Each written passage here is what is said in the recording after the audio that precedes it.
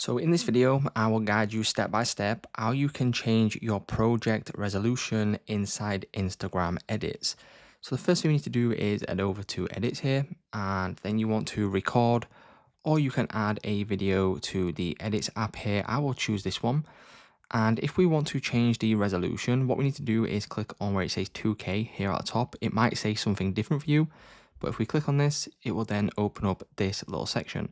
Now what we've got is we've got resolution. So you've got HD, 2K and 4K. If you want it on the maximum resolution, click on 4K. And if you want to up the frame rate or lower it, 24 is usually used for sort of cinematic footage and things like that, or you can put it on 60 frames per second here.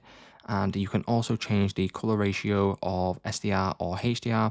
Now, of course, there will be slight differences between SDR and HDR, so you need to make sure that you want to go ahead and actually enable that. So the resolution here, click on 4K, or if you want HD, for example, you can click on a HD. So that's how simple it is, guys. If this video did help you out, please leave a like on today's video, and I will see you in the next one.